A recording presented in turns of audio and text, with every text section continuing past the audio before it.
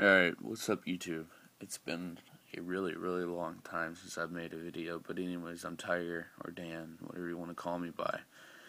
And I just want to make this video about Kony 2012. You probably know what it is now. Really, the past few days that's been getting passed around and talked about videos, Facebook, Twitter, all kinds of stuff. Websites talking about it everywhere and anywhere. They're actually having a event today for it, I think, by where I live, but I'm not sure. Anyways,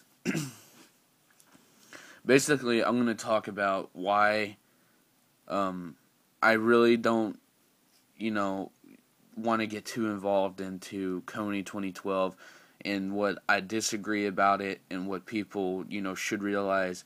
But keep in mind, this is my personal opinion. I'm going to talk about like some facts and stuff, but those are my opinion.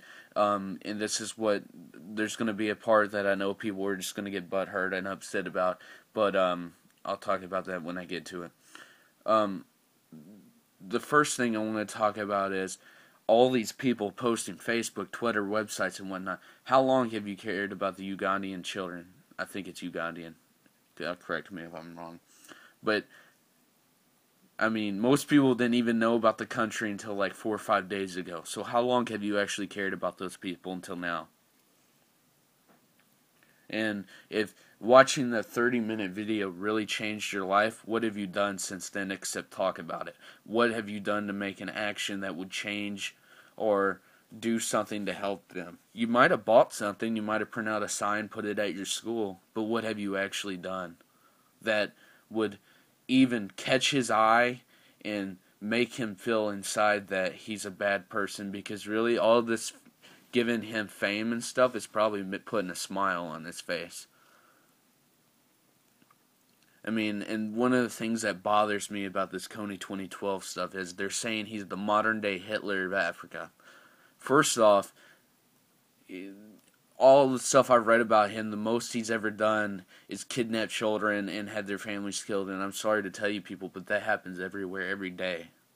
It's not an uncommon thing. There are countries that are in way more turmoil. And most people don't understand that it's just not Uganda. Not Uganda, but Uganda is actually one of the countries that's affected by it less. That they're actually doing good because they're not getting attacked as much as they used to. And most people don't understand that this has been going on since the 80s. It's been going on for about 20 or more years. Okay? So, I mean, 20 years later, all the lives that have already been lost, what does it matter? And if you take Kony out of power, and get rid of him, arrest him, and have him in this international court, what do you think it's going to do? It's not really going to do nothing because there's just going to be another guy that will rise up right behind him. I mean, I don't get why people just really, I mean, all these events that people are starting, come here April 27th or whatever I think it is, to Centennial Park in Nashville, Tennessee, if you guys don't know where that is, but it's like a big park in downtown Nashville. And really, what it's going to be is a big hippie fest. And I had a classmate that was making signs the other day for this to post out through the school and whatnot. And she put a peace sign on the sign.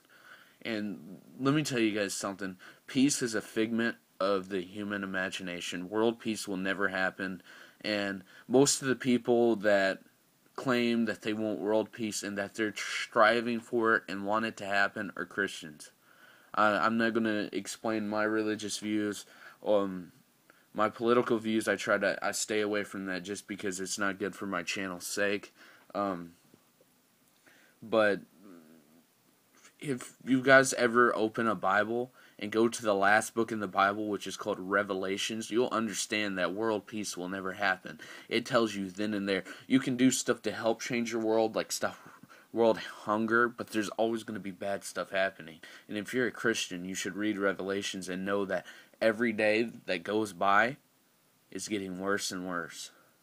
And people are like, well, we could just send a platoon of soldiers over there to take care of it then and there. What do you think that's going to do to those soldiers mentally? first off, people are going to be taken away from spending time with their own family. And second thing is, they're going to go out there and they're going to be shooting kids. Then guess what? We're going to have a bunch of soldiers coming back that are mentally traumatized by shooting kids. And let me tell you something. If it's their life or the kids, they're going to choose their life over the kids. They're going to shoot the kid. And that's just not going to be good mentally for anybody. And another thing is that if he's the modern day Hitler, has he even killed over 50,000 people? Because last time I checked, the statistics were he 30 or 40,000.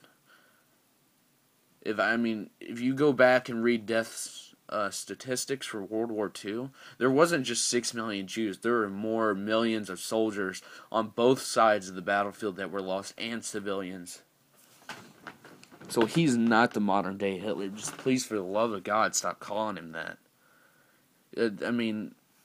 You're always going to have these crazy people come up and get power because they're in a country that's in turmoil, and the people, they can't do anything just because it's one guy after another. If you guys really want a platoon of soldiers to go over there, why don't you go yourself? That's what I don't get about this thing. People just talk about it, but they're not doing anything to change it. Yes, you can get the subject known. You could donate money. You could tell other people about it and pray on it, but come on, what are you actually doing to stop it? Huh? Nothing. At least the majority of the people are. Now, I'm not against the guy who made the film, and I watched the movie, trust me, because I'm not going to come and jump in on a topic that I don't know anything about. I did my research, and I know people are going to disagree with that, but seriously. And another thing I don't get is,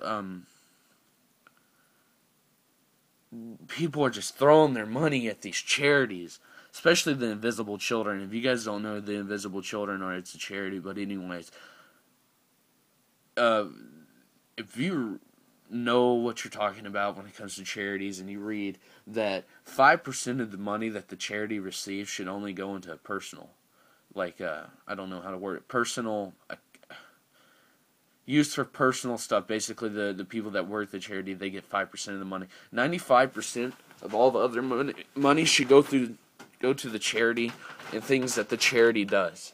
Not, 50-50 or 65%. It's 5% goes to the people that run it and started it. 95% goes to the rest, the charity itself. And if the charity's not doing that, then there's something wrong, and something's being taken advantage of. A sensitive subject's been taken advantage of, and people are using it for personal gain. But, I just don't get this whole Kony 2012, or Kony 2012 as I've been calling it. But, I just don't get why people are just being so crazy about something they barely know about. This is the problem. People jump on a bandwagon and get on a topic or subject they just don't know about. And trust me, I've learned that if you're going to go against something, you should read about it. Google something before you go posting it on Facebook or claim that you watched a video. Because I promise you, when a video on YouTube, when it gets 1 second into the video, or even if I think it's just clicked on and opened and then closed, it counts as a view. Do you really think, last time I checked, it had 15, 16 million views. All those people actually watched the video completely through? How many times have you watched a YouTube video that's 10 minutes or more all the way through without skipping a part, fast forwarding at all? Did you really take 30 minutes out of your day to watch a video? I know there's people getting their faces mutilated, but come on, that happens every day. You guys just need to get over yourselves. Get off this huge bandwagon and just, I don't know. But anyways, this has been the reason why I don't support Kony 2012. And actually, let me rephrase that. I think it's good that the guy's trying to help out a quote-unquote friend and raise money, but come on, that happens everywhere. And if you're going to go and get involved in another country's stuff, well, there's death and murder over here. And people starving over here and getting killed every day. So, bye, guys.